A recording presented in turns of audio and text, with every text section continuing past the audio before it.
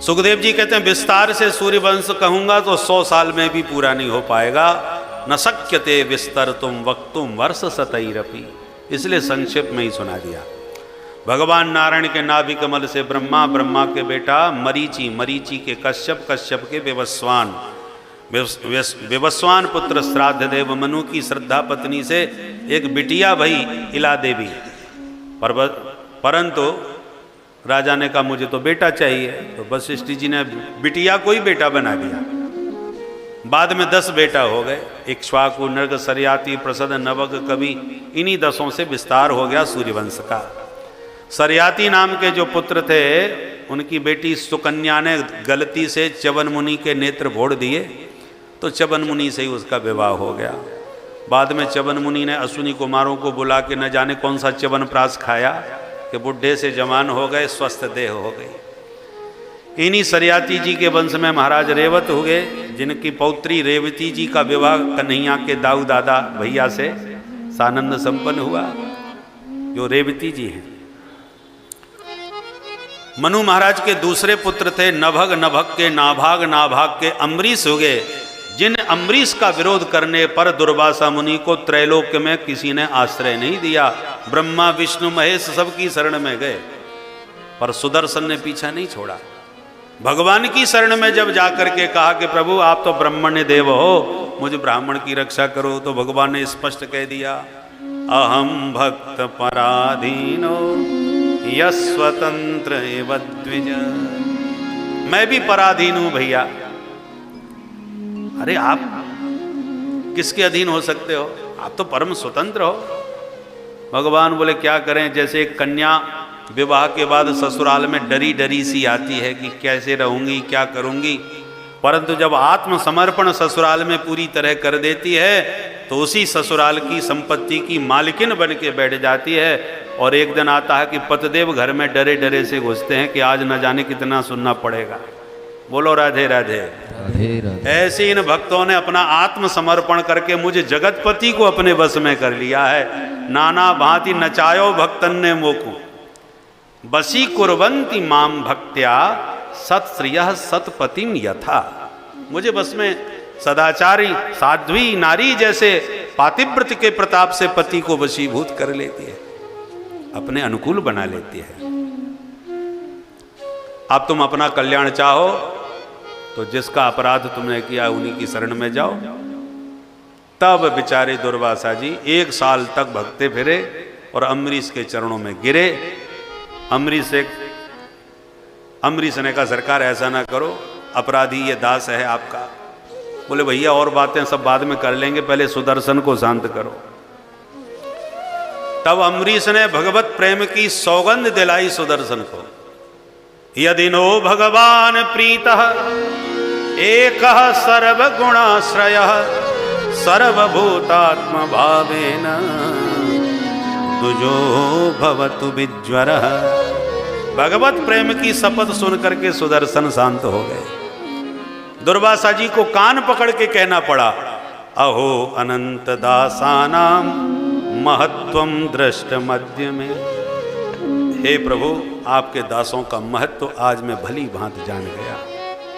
बोल भक्त वत्सल भगवान की जय।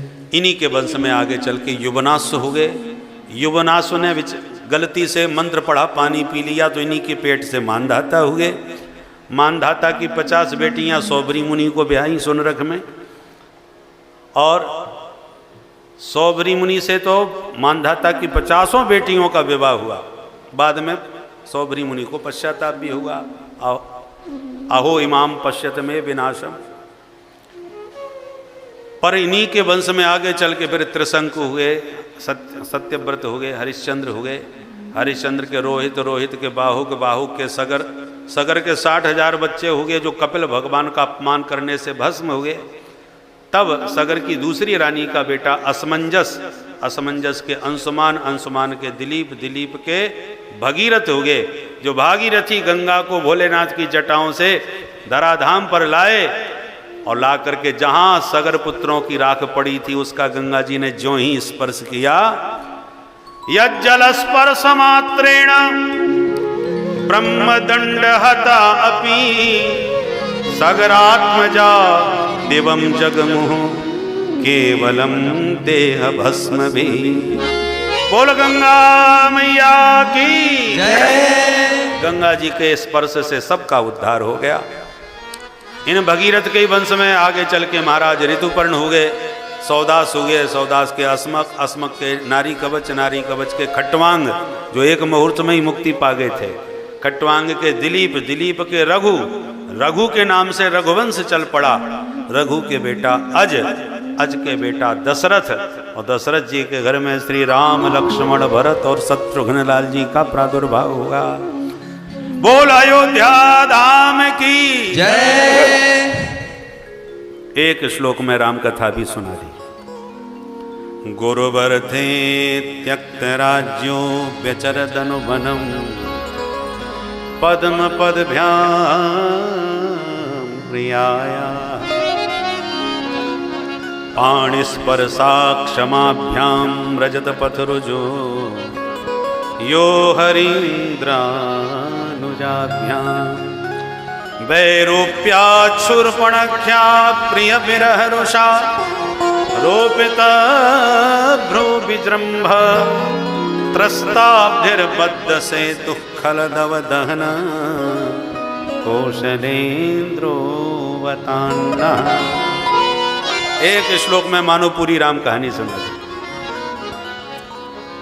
राम जी महाराज जिनके राज्याभिषेक का समाचार उन्हें मिला तो कोई हर्ष नहीं हुआ और तत्काल वनवासी बना दिए गए, तो एक क्षण को भी मुख पर कोई खेद नहीं हुआ, प्रसन्नता पूर्वक चले गए। चित्रकूट में वास किए, संतों का दर्शन किए, कोल भील किरातों को हृदय से लगाए। भरत जी मनाने आए तो पादुका दे करके लौटाए, फिर दंडकारण्य में जाकर के पंचवटी बनाए।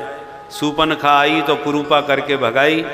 प्रभु जान गए कि ये विदेशी महिला है, भारतीय संस्कृति को बिगाड़ने के लिए आई है, जितनी जल्दी भग जाए उतना ही भला है राष्ट्र का, क्योंकि मेरी धर्मपत्नी मेरे साथ बैठी है और फिर भी मुझसे कह रही है कि तुम सम पुरुष न मोसम नारी।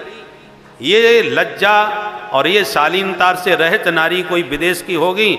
हमारे देश की भारतीय संस्कृति से संपन्न नारी इतनी निर्लज्ज नहीं हो सकती। इसलिए ऐसी डांट, भगवान ने ऐसी दवा पिलाई कि तुरंत लक्ष्मण जी ने नासिका विहीन करके कान भी काट के भगा दिए। नाक क्यों काटी? हमारे यहाँ नाक को प्रतिष्ठा माना जाता है, कहीं समाज में नाक न कट जाए। भगवान ने कहा जिसके पास लाज शर्म है नहीं वो नाक रख के भी क्या करेगी, इसलिए नकटी करके भगाई। उसने जाके शिकायत अपने भैया को सुनाई, खरदूषण आया, भगवान ने परलोक पहुंचाया तो 10 खोपड़ी वाले बड़े भैया के पास चली गई। रावण बड़ा बुद्धिमान था, समझ गया खरदूषण मोह सम बलवंता नहीं को मारे बिनु भगवंता। इसने युक्ति से काम ली और मामा मारीच को सोने का मृग बना करके भेजा, किशोरी जी को भाया तो उसको मांगा और राम जी लेने गए और इधर दशानन किशोरी जी का हरण करके ले गया। तो राम जी बहुत रोए, इसलिए नहीं रोए कि जानकी जी का हरण हो गया और मैं कुछ कर नहीं पाया, बल्कि सबसे बड़ी पीड़ा इस बात की हुई कि प्रिया ने प्रथम बार कुछ मांगा और मैं अपने प्रिया का मनोरथ पूर्ण नहीं कर सका। सोने का मृग, आज पहली बार जानकी जी ने मुंह खोल के कुछ मांगा था, अब तक जीवन में कुछ नहीं मांगा और मैं एक प्रथम इच्छा को भी पूर्ण नहीं कर पाया, पर पूरा तो करूंगा। ढूंढते ढूंढते अचानक सोने का मृग मिल ही गया। कौन? अतुलित बलधामम स्वर्ण शैलाभदेहम। सोने का मृग ही मांगा था तो सोने का शाखा मृग मिल गया। अनंत बलवंत श्री हनुमंत लाल जी से भेंट हुई। राम जी को बड़े पसंद आए कि ये सोने का मृग खरा है, जिसको मांगा था वो खोटा था, खोटा तो गया, खरा मिल गया। परंतु अब किशोरी जी को भाजाए क्योंकि वो ही मांग रही थी, तो किशोरी जी के पास भेजा। स्वर्ण नगरी में किशोरी जी लंका के मध्य विराजमान हैं, परंतु जब स्वर्ण सैलाब दे हनुमंत लाल जी स्वर्ण मुद्रिका लेकर के पहुंचे तो एक क्षण को तो डर गई देख करके, परंतु जब हनुमान जी की पूंछ में आग लगाई रावण ने और हनुमान जी ने उसी रावण की मूछ में आग लगा करके उसी की लंका उसी के सामने जला दी और अपनी पूंछ का बाल बांका भी नहीं होने दिया। तो किशोरी जी गदगद हो गई, खरा सोना निकला। खरा सोने की यही पहचान है कि अग्नि की ज्वालाओं में भी जिसकी चमक यथावत बनी रहे वो खरा सोना है, अन्यथा खोटा है। लंका का खोटा सोना तो जल के राख हो गया, हनुमान जी खरे सोने थे इसलिए ज्वालाओं में भी यथावत बने रहे। माता ने विश्वास करके खूब आशीर्वाद दे के विदा किया। और तब हनुमान जी से जब संदेश प्राप्त हुआ प्रभु को, तो त्रस्ताब्धिर्बद्ध सेतु, भगवान ने समुद्र पर सेतु का निर्माण करके लंका में प्रवेश किया। और खलदव दहनः, जैसे दावाग्नि संपूर्ण वन को दग्ध कर डालती है, ऐसी राम जी की क्रोधाग्नि में समस्त निशाचरों का अंत हुआ। रावण, कुंभकर्ण, मेघनाद आदि सब समाप्त हो गए। और अग्नि में जो किशोरी जी को प्रवेश करा दिया था कि तुम पावक मह करो निवासा, इसलिए अग्नि परीक्षा के माध्यम से अग्निदेव से किशोरी जी को पुनः प्राप्त किया। और पुष्पकारूढ़ होकर के राम जी 14 वर्ष के बाद अयोध्या में आके अवधेश बने। ऐसे रघुनंदन राम भद्र के पाद पद्मों में बारंबार प्रणाम है। बोल अयोध्या नाथ की जय। श्री राघवेंद्र सरकार।